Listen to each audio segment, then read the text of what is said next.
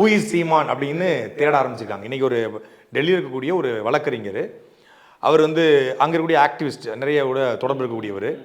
நிறைய அவங்களும் இந்த மாதிரியான வழக்கல் மேய்ச்சல் நிலங்களுக்கான மீட்பில் நிறைய போடுறாங்க உத்தரப்பிரதேசத்தில், பீகார்லலாம். அப்போ அவங்க வந்து இன்னும் நிறைய ரெஃபரன்ஸை, நிறைய கைட்லைன்ஸை, நிறைய டாக்குமெண்ட்ஸ் வந்து நாங்கள் சீமானுக்கு கொடுக்க விரும்புகிறோம்.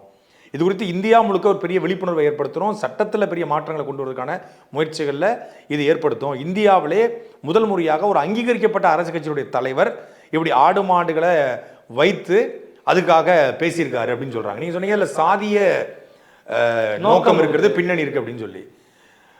கடந்த ஒரு மாதத்துக்கு முன்னாடி தேனி மலை மாடுகளை மேய்த்து கொண்டு சொல்லக்கூடிய ஒரு கீத்தாரி அவர். பொதுவாக அந்த ஆடு மாடு மேய்க்கிறது ஒரு சமூகம் என்று சொல்லப்படுது. அந்த ஓட்டெல்லாம் பறிச்சிடலாம்னு சொல்லி தான் அண்ணன் சீமான் அவர்கள் மாநாடு போட்டுருக்காருன்னு சொல்லி சொல்கிறாங்க இல்லையா. அந்த தேனி மலை மாட்டை மேலே கொண்டு போனவை தடுக்கப்பட்ட அந்த மேய்ச்சலுக்கு சொந்தக்காரர் வந்து தெலுங்கை தாய்மொழியாக கொண்ட காப்பு நாயுடு என்று அழைக்கப்படுற ஒரு சமூகம். தமிழ்நாட்டில் வெளிப்படையாக சொன்னால் கோனார்கள் மட்டும்தான் ஆடு மாடு மேய்க்கிறாங்க அப்படின்னு நினைச்சான்னா அவனை மாதிரி முட்டாளி இருக்க முடியாது. அவன் தான் சாதியவாதி.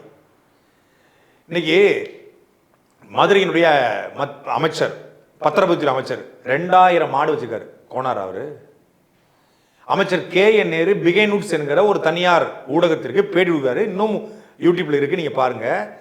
திருச்சி மையத்துக்குள்ளேயே சிட்டிக்குள்ளேயே 500 மாடு வச்சுக்கணும்னு சொல்றாரு. KN நேரு கோனாரா?